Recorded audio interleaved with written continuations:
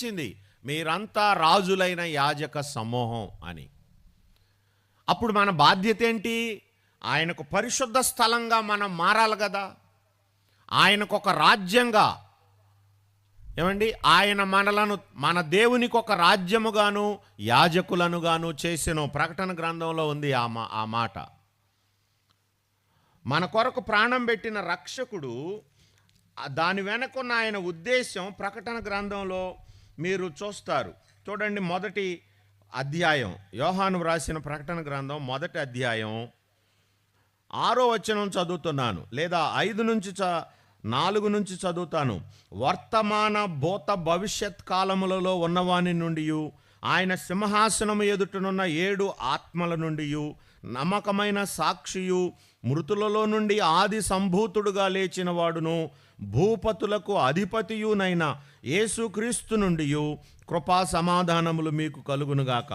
మనలను ప్రేమించుచు తన రక్తము వలన మన పాపముల నుండి మనలను విడిపించిన వానికి మహిమయు ప్రభావమును యుగయుగములు కలుగునుగాక. ఆమేన్. ఆయన మనలను తన తండ్రి యగు దేవునికి ఒక రాజ్యముగాను యాజకులనుగాను చేసెను. వింటున్నారా? ఇది ఆల్రెడీ జరిగిపోయిన ప్రక్రియ. ఆయన మనలను తన తండ్రికి ఒక రాజ్యముగాను యాజకులనుగాను చేసెను. ప్రియులారా, ఇప్పుడు బాధ్యత ఎవరి మీద ఉంది? ఇలా మనం చేయబడ్డ లేదా మనకి ఇవ్వబడ్డ హోదాకు తగ్గట్టుగా ప్రవర్తించవలసిన బాధ్యత మన భుజస్కంధాల మీద ఉంది. ఏ ఇంటిలోనైతే ముందుగా ప్రభువునెరిగినది తల్లి అయినా బిడ్డ అయినా వారి భుజస్కంధాల మీద ఉంది, ముందుగా ప్రభువునెరిగిన వారి మీద. ఆ ఇంటి వారిని తమ దేవునికి ఒక రాజ్యముగాను యాజకులనుగాను లేదా పరిశుద్ధ స్థలంగాను మార్చవలసిన బాధ్యత ఉంది మీ మీద. కానీ మీరేం చేస్తున్నారు? ఫిర్యాదు చేస్తున్నారు. నా భర్త వలన, లేదా నా భార్య వలన, లేదా మా అత్త వలన, మా కోడల వలన నేను ఇలాగా భక్తిహీనరాలను అవుతున్నాను అంటున్నారు. Non sense. అది కేవలం సాకు మాత్రమే. ప్రియులారా, ఎందుకంటే దేవాది దేవుడు మీ పక్షంగా ఉన్నాడు. క్రీస్తు మన పక్షం వహించాడు. ఏమండి, ఆయన మనతో ఉండగా మనకు విరోధి ఎవడు అని బైబిల్ మీకు సాక్ష్యం చెప్తుంది కదా. అలాంటప్పుడు మీరు ప్రార్థించట్లేదు అనేది వాస్తవం. నేను అసలు మోకరించట్లేదని కాదు చెప్పేది. ఏదో అరకొర ప్రార్థనలు, లేచిన తర్వాత చిలక పలుకుల్లాగా కాసేపు చేసే ప్రార్థనో, ఏది రాకపోతే ఆ పరలోక ప్రార్థనో చెప్పుకొని మీరు పనులకు వెళ్ళిపోతారు, లేదా జీవించడానికి ముందుకు వెళ్ళిపోతారు. అలాంటి చిన్న చిన్న ప్రార్థనల వల్ల ఏ ప్రయోజనం ఉండదండి, ఏ ప్రయోజనం ఉండదు. మీ ప్రార్థన మీ మనస్సును కదిలించగలగాలి, మీలో ఉన్న నులివెచ్చని స్థితిని పోగొట్టగలగాలి. ఏమండి, ఒక మంట దగ్గర కూర్చుంటే అది మనకు కూడా ఎలా మంట పుట్టిస్తుందో, ఏమండి, కాసేపు మీరు ఏ చలిమంట దగ్గర కూర్చున్నా మీరు ఆ మంటకు దగ్గరగా ఉన్న మీ శరీర భాగాలన్నీ మండుతుంటాయి. ప్రారంభంలో వెచ్చదనం ఉంటుంది, తర్వాత మంట తెలుస్తుంది. అంటే అర్థం ఏంటి? మీరు ప్రార్థనలో కొద్దిసేపే గడిపారనుకోండి, మీ మనసు వెచ్చదనాన్ని తీసుకుంటుంది. అదే మీరు తగినంత గడిపితే మీకు మంట పుట్టుద్ది. నా ఇల్లు పరిశుద్ధ స్థలంగా ఉండాలి, నా భర్త పరిశుద్ధుడుగా మారాలనే మంట పుట్టుద్ది. అప్పుడు మీకు ఆశ బలంగా కలుగుద్ది. కానీ మన ఇల్లు పరిశుద్ధ స్థలంగా లేదు, మనం ఒక రాజ్యంగానూ లేము. యోధా ఆయనకు పరిశుద్ధ స్థలమాయను, ఇశ్రాయేలు ఆయనకు రాజ్యమాయను. అలా జరిగితే ప్రియులారా, అలా జరిగితే ఏం జరుగుద్దో చూడండి. ఇప్పుడు 114వ కీర్తన 3వ వచనం చదువుతున్నాను. సముద్రము దానిని చూచి పారిపోయెను, యోర్దాను నది వెనుకకు మళ్ళెను. ప్రియులారా, వింటున్నారా? ఏమండి, మీ ఆత్మీయ జీవితానికి లేక మీ ఆత్మీయతను పెంపొందించుకోవడానికి ఇంతకంటే గొప్ప మాటలు ఎక్కడుంటాయి మనకి? గట్లు మీదగా పొర్లిపారే యోర్దాను యెహోషువను చూచి వెనుకకు మళ్ళింది. ఏమండి, మోషే చనిపోయాక అలాంటి నాయకుడు దొరికిన ఆ ప్రజలెంత ధన్యులో చూడండి. నేనేమంటానంటే, మీ కుటుంబానికి ప్రార్థన చేయటం రాకపోవచ్చు, కానీ మీకు వచ్చింది కదా, మీరు మారామని చెప్తున్నారు కదా. మీరెందుకు యెహోషువ లాగా మోషేకి సరైన ప్రత్యామ్నాయంగా ఉండాలని ఎందుకు ఆలోచించకూడదు? మనం ఎప్పుడు నేనే ఎందుకు ప్రసంగించాలి, మీరెందుకు ఇక్కడ ఉండకూడదు ఆలోచించండి. మోషే చనిపోయాక యెహోషువ అక్కడ నిలబడగలిగాడు ఆ స్థానంలో. అందుకని సముద్రం వెనుకకు మళ్ళింది, యోర్దాను వెనుకకు మళ్ళింది. ఎంత గొప్ప విషయం అండి, ఎంత గొప్ప విషయం. శత్రువులంతా భావించుంటారు మోషే చనిపోయాడు, ఇక వాళ్ళ పని అయిపోయింది అని. కానీ యెహోషువ నాయకుడుగా ఉండగా ఇశ్రాయేలీల వైపు ప్రజలు కన్నెత్తి కూడా చూడలేకపోయారు. ప్రియులారా, దేవుని కలిగి ఉండటం అంటే మనం ఊరికే బైబిల్ కలిగి ఉండటం కాదు, చర్చి కలిగి ఉండటం కాదు, లేదా ఇలాంటి మీటింగ్స్ కలిగి ఉండటం కాదు. వ్యక్తిగత ఉజ్జీవం కలిగి ఉండటం. ఏమండి, పాపం పట్ల ఎడతెగని అసహ్యాన్ని కలిగి ఉండటం. అది ఎలాంటిదైనా సరే, అది మన సొంత పాపం పట్ల ముఖ్యంగా. ఏమండి, సోమరితనము, బైబిల్ తెరవలేని నిర్లక్ష్యము, ఏమండి, బంధువులు కనబడగానే వాటేసుకునే బంధు ప్రీతి, లోకాన్ని అంటే ప్రేమించే స్వభావము, ఇలాంటివన్నిటి పట్ల మీకు ఎడతెగని అసహ్యం ఉండాలి. ఎడతెగని అసహ్యం.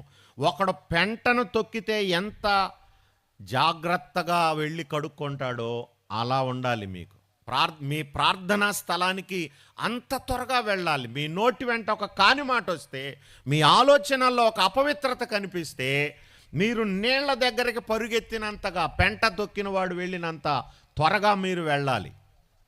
ఏమండి, ప్రార్థనా స్థలానికి.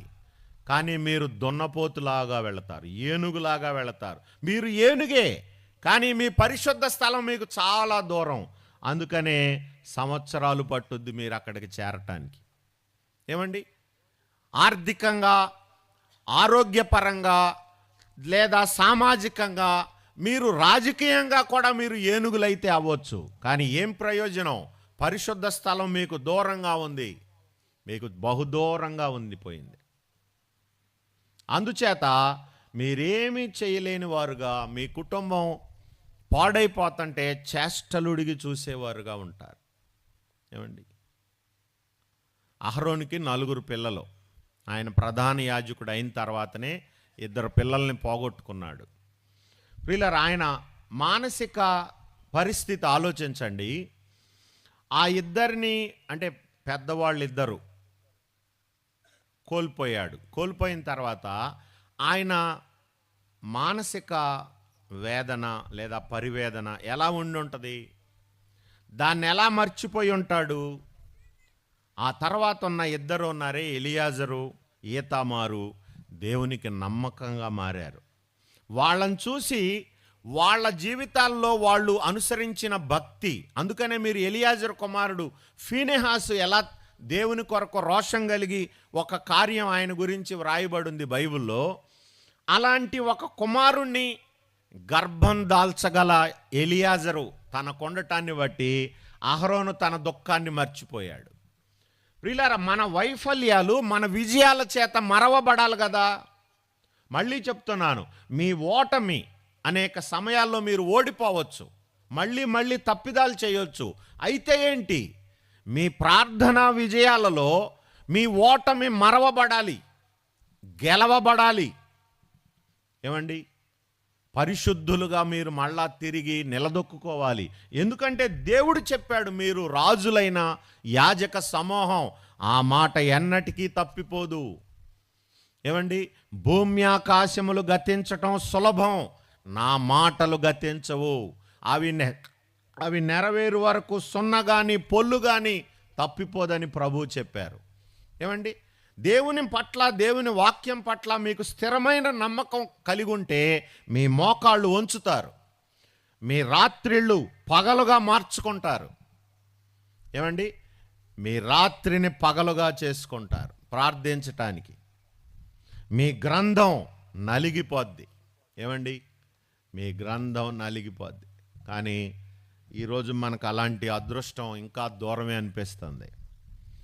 ప్రియులారా, చాలా వేదనతో, లోపల మానని దుఃఖంతో ఈ మాటలు చెప్తున్నాను. ఏమండి, గత 25 ఏళ్ళు అయిపోయి ఉంటుంది నేను ఈ ఊరిలో ప్రసంగించబట్టి, లేదా అసలు ప్రసంగాలు మొదలు పెట్టబట్టి. కానీ నా హృదయం అంతటితో బోధించాను. అప్పట్లో రికార్డింగ్స్ లేవు కాబట్టి, అంటే ఇలాగా లైవ్ ఇవ్వటం లేదు కాబట్టి, నేనేం ప్రసంగించానో మీరు మర్చిపోయి ఉండొచ్చు. కానీ నేను మర్చిపోలా. చాలా విషయాలు నాకు ఇంకా బాగా గుర్తున్నాయి. ప్రియులారా, మనము దేవుని కొరకు మండకపోతే ఇంకేంటి ఇక్కడ మనం చేసేది, సాధించేది చెప్పండి? ప్రభు ఏం చెప్పాడు? నీతి మార్గమును అనుసరించి నడుచుకొనున్నట్లు ఎవరు అనేకులను త్రిప్పుదురో వారు ఆకాశమందలి జ్యోతులను పోలిన వారై నిరంతరం ప్రకాశించెదరు అన్నాడు. ఆకాశమందలి జ్యోతుల గురించి అంటే సూర్యుడు, నక్షత్రాల గురించి సైన్స్ ఏం చెప్తుందో తెలుసా మీకు? ఏమండి, మీకు తెలుసా?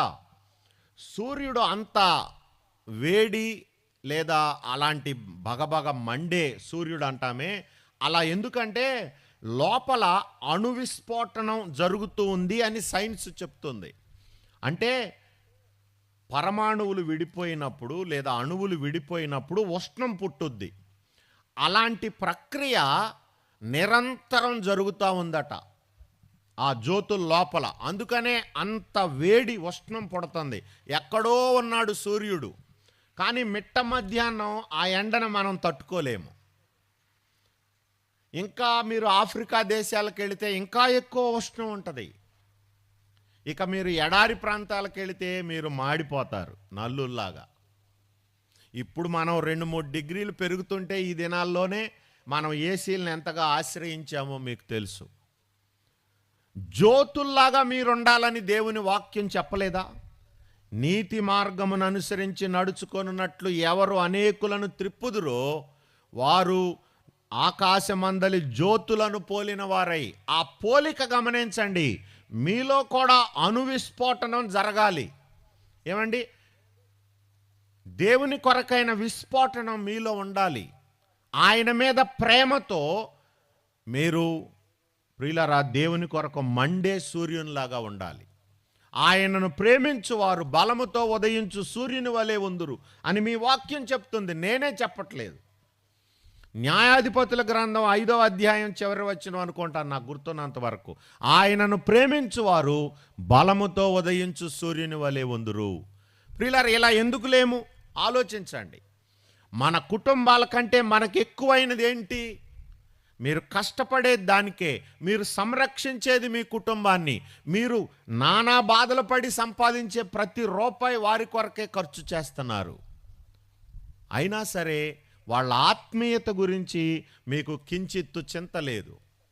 ఏమండి, మీ పిల్లలు తప్పు చేస్తున్నా, ఆ తప్పులో నరకానికి వెళుతున్నా, ఇవాళ మీరు గమనిస్తున్నారు కదా ఎంతమంది స్టూడెంట్సు ఆ బయట ఉద్యోగాల కోసమో చదువుల కోసమో వెళ్ళిన వాళ్ళు ఫ్రెండ్స్ పుట్టినరోజులని అదని ఇదని అర్ధరాత్రి దాకా చేసుకొని ఆ స్పీడులో వెళ్ళి ఎంతోమంది చనిపోతున్న వార్తలు విదేశాల్లోనూ స్వదేశంలోనూ మనం చూస్తున్నాం. ప్రియులారా, మీ పిల్లలు చనిపోతున్నా, మీ పిల్లల్ని మీరు పోగొట్టుకుంటున్నా మీకు కించిత్తు కూడా చింత లేకపోతే యోధా ఆయనకు పరిశుద్ధ స్థలం ఎట్లయింది? ఏమండి, ఇశ్రాయేలు ఆయనకు రాజ్యముగా ఎప్పుడు మారినట్టు? ఆయన మనలను తన దేవునికి ఒక రాజ్యముగాను యాజకులనుగాను చేశాను. అందుకనే దేవుని రాజ్యం ఎక్కడ అక్కడ అని చెప్పవల్లపడదు. నిజమైన క్రైస్తవులున్న చోటే దేవుని రాజ్యం ఉంటుంది. ఏమండి, అక్కడ ఇక్కడ ఉండదు దేవుని రాజ్యం. మనం చనిపోయాక పొందేది కాదు దేవుని రాజ్యం. ఇక్కడే రోషం గల క్రైస్తవుల గుంపే దేవుని రాజ్యం. ఆయన కొరకు తెగించిన వారే దేవునికి ఒక రాజ్యముగాను యాజకులుగాను ఉండదగిన వారు. ప్రియులారా, తమ కుటుంబాన్ని భక్తిగా నిలబెట్టుకోవటం కోసం తన ఇంటి వారందరితో ఒక అన్యుడైన కొర్నేలి ప్రార్థించగలిగినప్పుడు, భక్తి గలవాడుగా పేరుగాంచినప్పుడు, ఒక క్రైస్తవుడికి అలాంటి అవకాశం లేదని మీ ఉద్దేశమా? ఒక క్రైస్తవుడికి అది అందని ద్రాక్ష చెప్పండి. అసలు యేసును గురించి వినని ఒక అన్యుడు తన ఇంటి వారందరితో భక్తిని సాధకం చేస్తే మనకు సిగ్గు. ఏమండి, కొర్నేలి కాలిగోట్లాగా కూడా మన భక్తి లేదు. ఈరోజు మనకి రక్షకుడు తెలుసు, ఆయన కృప తెలుసు, ప్రార్థన తెలుసు, పరిశుద్ధుల మాదిరి తెలుసు. ఇంత గొప్ప సాక్షి సమూహం మనల్ని మేఘము వలె ఆవరించుంది. టన్నుల కొద్దీ ప్రసంగాలు మన హృదయాల్లో ఉన్నాయి. అయినా సరే ఏమండి, మనము కొర్నేలి లాంటి సాక్ష్యము పొందిన కుటుంబాలని మీరు నాకు చూపించండి. ఏమండి, ఇది మన ఓటమి అని మనం ఒప్పుకోవాలి ప్రియులరా. ప్రభుతో దుఃఖస్వరంతో చెప్పుకోవాలి, ప్రభువా నిజమే, ఇది నా ఓటమి. నేను కొర్నేలీలా కూడా సాధించలేకపోయాను. ఏండ్లు గడిచిపోతున్నాయి కానీ మా జీవితాల్లో నీ మహిమను, నీ ఘనతను ప్రస్ఫుటంగా చూపించగలిగే పరిస్థితి లేదు ప్రభువా. ప్రియులారా, మనం పట్టి చూసుకోవాలి మన జీవితంలో ఎక్కడెక్కడ దేవుని ఆత్మను దుఃఖపరుస్తున్నామో, మన సోమరితనాన్ని, మన అహంకారాన్ని, లేక మన భక్తిహీనతని ఎలా ప్రదర్శిస్తున్నామో పట్టి చూసుకొని దేవుని వాక్యపు వెలుగులో, ప్రార్థన వెలుగులో ఏమండి ఖచ్చితంగా మీకు ఆ లోపాలు దేవుడు చూపిస్తాడు. ఆశగల ప్రాణాన్ని తృప్తిపరుస్తాడండి. ఈ మాటని ఎంత దుర్వినియోగపరుస్తున్నారంటే ఏమండి, ప్రతి భౌతిక అవసరం దగ్గర ఈ పదాన్ని వాడతారు క్రైస్తవులు ప్రార్థించేటప్పుడు.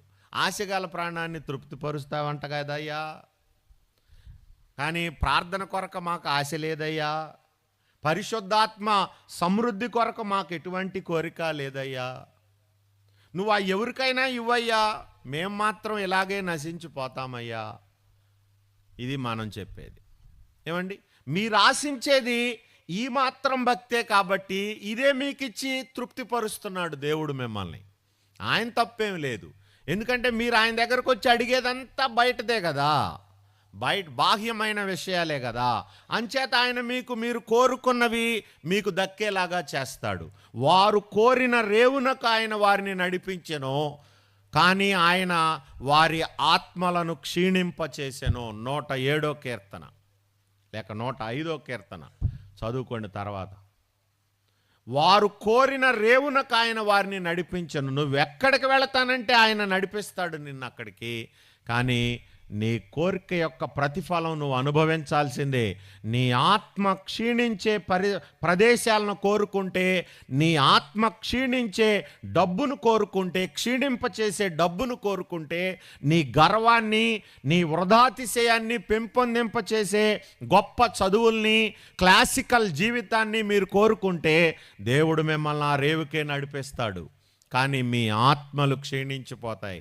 ప్రార్థన లేక, పరిశుద్ధ వాతావరణం లేక, పరలోకపు వాయువులు వేచక, దేవుని పరిశుద్ధాత్మ మంచు మీ మీద పడక, మీరు వేసుకున్న స్లాబుల కింద ఏమండి భక్తిహీనత అనే మందమైన స్లాబు కింద మీ జీవితాలు వేడికి ఒక్కపోతకి చచ్చిపోతాయి.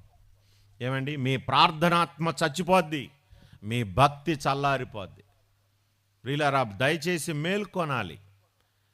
దేవుని మంచుకు మీ ఆత్మ తడిచేటట్లుగా ఆ గొర్రెబొచ్చుని పాళెములో వదిలిపెట్టాలి. ఏమండి, పాళెములో వదిలిపెట్టాలి. సుఖకరమైన మీ పరుపులను వదిలిపెట్టాలి. మీ బిజీ లైఫ్ని మార్చుకోవాలి. ప్రతి ఉదయం ప్రార్థించటానికి, ప్రతి మధ్యాహ్నం, ప్రతి సాయంత్రం ప్రార్థించటానికి ఖచ్చితమైన సమయాలు మీరు కలిగి ఉండాలి.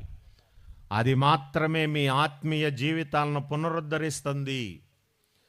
శిథిలమైపోయిన మీ జీవితాలకి పునరుజ్జీవాన్ని కలిగిస్తుంది మీ ప్రార్థనా సమయాలు మాత్రమే. ప్రియులారా, ఇది మీరు నేర్చుకోకపోతే చాలా దురదృష్టం అండి, చాలా దురదృష్టం. నా మొబైల్ ఇవ్వండి. సారీ, నా చేతికి వాచ్ ఉంది.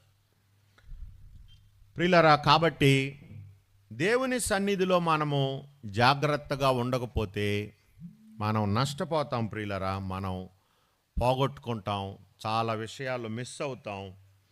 చాలాసార్లు ఆయనకు రాజ్యంగా మనం ఫెయిల్ అవుతాం. ఆయన మన దేవునికి ఒక రాజ్యముగాను యాజకులను గాను చేశాను. ప్రియులారా, మీకు నేను ఎప్పుడు చెప్పేదే మళ్ళీ చెప్తాను ముగించే ముందు. విగ్రహారాధన మీరు ఎప్పుడైనా చేస్తుంటే మీకు అర్థమవుద్ది ఈయన్ని సేవించటం అంటే ఏంటో. ఏమండి, మాట్లాడలేని, కదల్లేని, మనకే విధంగా జవాబు ఇవ్వని ఒక కర్రతో, రాయితో చేసిన మోగ విగ్రహాల దగ్గరికి మీరు వెళితే ఎప్పుడైనా మీకు అర్థమవుద్ది జీవంగల దేవుని సన్నిధిలో ఉండటం ఏంటో. ఏమండి, మనస్సును రంజింపచేసే దేవుని సన్నిధి అంటే ఏంటో మీకు అర్థమవుద్ది. కానీ మీకు అలాంటి అనుభవాలు లేకపోవటం వల్ల ఏమండి, మీరు చేదు అర్థమైతేనే మీకు తీపి ఎంత మధురమో తెలుస్తుంది. బాధ తెలిస్తేనే విడుదల మధురంగా ఉంటుంది. అలాంటిదన్నమాట నేను చెప్పేది. మీరు దేవునికి దూరం అయ్యాము అనిపిస్తేనే దగ్గరగా ఉండటంలో ఎంత మాధుర్యమో మీకు అర్థమవుద్ది. అలా కాకపోతే మీ నోటికి ఎప్పుడూ పని ఉంటూనే ఉంటుంది. చెప్పుకోవడానికి మాటలు ఉంటాయి, చెప్పుకోవడానికి గొప్పలు ఉంటాయి, చేయడానికి చేతి నిండా పనికి మాలిన పని ఎప్పుడూ ఉంటుంది ప్రియులారా. కానీ ఆయన ఒంటరి స్థలములో ఏమండి, ఆయనతో రాజు తన అంతఃపురములోనికి నన్ను చేర్చుకున్నాడు అని చెప్పే అనుభవాలు మీకు ఉండవు. ఏమండి, రాజు తన అంతఃపురములోనికి నన్ను చేర్చుకొనేను. ప్రియులారా, మీలో ప్రతి ఒక్కరూ ఆ భాగ్యానికి అర్హులు. ఎస్తేరు తెగించినట్లుగా పిలవబడకుండానే రాజు సన్నిధికి వెళ్ళాలి మీరు. ఏమండి, పిలిచే వరకు, ఒక సమస్య మీ తలుపు తట్టే వరకు, ఒక అవిధేయత మీ జీవితాన్ని పాడు చేసే వరకు ఆగి అప్పుడు వెళ్ళి రాజు సన్నిధికి వెళ్ళటం పెద్ద విశేషం ఏముంది? నువ్వు చేసే గొప్ప ఏముంది ఇక్కడ? పిలవబడకుండానే, అవసరత తలుపు తట్టకుండానే రాజు సన్నిధికి మీరు వెళితే మీ ధైర్యం చూసి ఆ రాజదండం మీ వైపు చాపబడుద్ది. ఎస్తేరు వైపు రాజదండం చాపబడింది. నీకేం కావాలో కోరుకో, రాజ్యములో సగం మట్టుకైనా. ప్రియులారా, అప్పుడు నువ్వేం అడగొచ్చు?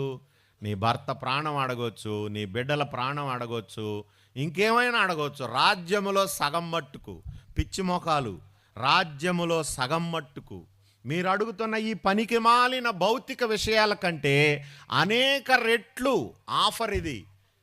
అసలు పోల్చలేనంత ఆఫర్ ఇది. దానికి మీరు చేయవలసిన తెగింపు ఏంటి? పిలవబడకుండానే రాజు సముఖములో ప్రవేశించే ధైర్యం. అర్ధరాత్రి లేచి ఆ సముఖము తలుపు తట్టే ధైర్యం మీకు ఉండాలి. ఏమండి, చంపబడతామేమో, వేడి చేస్తుందేమో, నిద్ర జాలదేమో, తెల్లారి పని ఉంది, ఇక ఇలాంటి సాకులు చెప్పమంటే మనల్ని మించిన వాళ్ళు లేరు. ఏమండి, మనల్ని మించిన వాళ్ళు ఉండరు. ఒక్క పూట కూటి కొరకు ఏశావు తన జ్యేష్ఠత్వాన్ని అమ్ముకున్నట్లుగా ఒక చిన్న అనారోగ్యపు తలంపు మనల్ని ప్రార్థించకుండా, రాత్రి గడపకుండా చేస్తుందంటే మనం ఏంటి చెప్పుకునేది ఇక్కడ? ఏంటి మనం ఇక్కడ ఆయన కొరకు ప్రతినిధులుగా ఉండేది? ప్రియులారా, బలవంతులైన వారు ఏమండి నారపీచు వలె వందురనుంది బైబిల్లో. చదువుకున్నారు కదా, చాలాసార్లు చూపించా మీకు. యెషయా గ్రంథం 2వ అధ్యాయం చివరిలో ఉంటుంది, లేదా 1వ అధ్యాయం చివరిలో. బలవంతులు నారపీచు వలె ఉంటారు, వారి పని అగ్ని కణములాగా ఉంటుంది అని ఉంది. మీరు బలవంతులుగా ఉండాలంటే ఒళ్ళు పెంచితే అవదు నాకులాగా. ఏమండి, తిని బరీగా నిద్రపోతామంటే అవదు నాకులాగా. మీరు ఇంకా ఎక్కువ చేయొచ్చు. ప్రియులారా, మీరు బలవంతులుగా ఉండటాన్ని దేవుడు కోరుకుంటున్నాడు. ప్రార్థన చేసుకుందాం. ఇక్కడ ఆపేస్తాను, మనకి బాప్తిస్మాల కార్యక్రమం ఉంది కాబట్టి. పరిశుద్ధుడు అయిన తండ్రి, ప్రేమగల ప్రభువా, మీకు పరిశుద్ధ స్థలంగా, మీకు ఒక రాజ్యంగా ఉండటానికి మమ్మల్ని ఎంచుకున్నందుకు మీకు వందనస్తులం ప్రభువా. ఈ ప్రాంతములో, ఈ తరములో, ఈ పొక్కునూరు అనే గ్రామంలో సామాన్యులమైన మాకు ఇలాంటి పిలుపు నిజంగా గొప్ప విషయం నాయన. ఎవరు మమ్మల్ని కనీసం పేరు పెట్టి కూడా పిలవట్లేదు, మనుషులుగా కూడా చూడటం లేదు. తృణీకరించబడ్డ మమ్మల్ని, త్రోసివేయబడ్డ మమ్మల్ని, పాపముల చేత అపరాధముల చేత చచ్చిన వారిగా ఉన్న మమ్మల్ని మీరు చూచి రక్షించి ప్రభువా పరిశుద్ధమైన పిలుపుతో మీకొక రాజ్యంగా, మీకొక యాజకులుగా ఉండాలనే పిలుపుతో మీరు మమ్మల్ని రక్షించుకున్నారు. మీ ఉద్దేశములు ఎరిగిన వారిగా ప్రవర్తించే కృప దయచేయండి. మా నులివెచ్చని స్థితికి మేమెంతో సిగ్గుపడుతున్నాము. ఆకాశమందలి జ్యోతులను పోలి మేము లేనందుకు సుదూరము వ్యాపించే ఉష్ణం మాలో పుట్టనందుకు మేము సిగ్గుపడుతున్నాము. మనుషులకు వెలుగును వేడినిచ్చే జ్యోతుల్లాగా మేము ప్రకాశించినందుకు మేమెంతో సిగ్గుపడుచున్నాము. మా వెలుగు, మా వేడి మా కుటుంబానికి కూడా ప్రయోజనకరంగా లేదు. మా కంపానియన్స్ కూడా ఎలాంటి స్పృహ రావట్లేదు. దేవా, మమ్మల్ని క్షమించుము, మమ్మల్ని మన్నించి దయగల ప్రభువా నీవే లోతైన ఉజ్జీవాన్ని మాకు దయచేయము. పట్టుదలతో నిన్ను వెంబడించే కృప మాకివ్వండి. ఖచ్చితమైన ప్రార్థనా సమయాలు, దేవుని వాక్యంతో ఖచ్చితమైన అనుబంధాన్ని మాలో పెంపొందింప చేసుకోవడానికి గొప్ప పట్టుదల, గొప్ప తీర్మానం మాకు అనుగ్రహించండి. యోధ ఆయనకు పరిశుద్ధ స్థలమైందని వ్రాయబడిన చోట పొక్కునూరు ఆయనకు పరిశుద్ధ స్థలంగాను, దేవునికి ఒక రాజ్యంగాను మారిందని మేము నిరూపించగలగాల ప్రభువా. ఓ దేవా, మాకు కృప దయచేయము, కృప అనుగ్రహించుము. కృప తప్ప ఇంకేమీ వద్దు ప్రభువా, కృప తప్ప ఇంకేమీ వద్దు ప్రభువా. మా మూర్ఖత్వాన్ని, మా మొండి స్వచ్ఛత్వాన్ని విరగ్గొట్టే దేవుని కృప తప్ప ఇంకేమొద్దు ప్రభువా. డబ్బు పట్ల మా వ్యామోహాన్ని, లోకం పట్ల మాకున్న వ్యామోహాన్ని విడగొట్టే కృప తప్ప మరేమీ అక్కర్లేదు ప్రభువా. మా బిడ్డల్ని దేవా బలిపీఠం మీదకి తీసుకురాకుండా వాళ్ళని లోకస్తులుగా మార్చటానికి మాకున్న ఆసక్తిని విరగొట్టే కృప తప్ప మరి ఇంకేం అక్కర్లేదు ప్రభువా.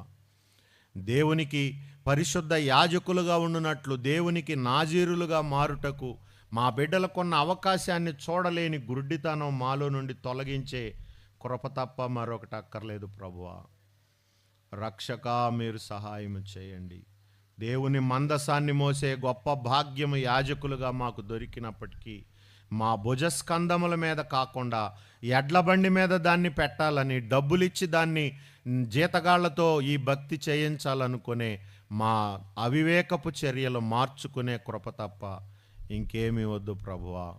దయచేసి మా భుజముల మీద మందసాన్ని మోసే భాగ్యం మాకు దయచేయండి.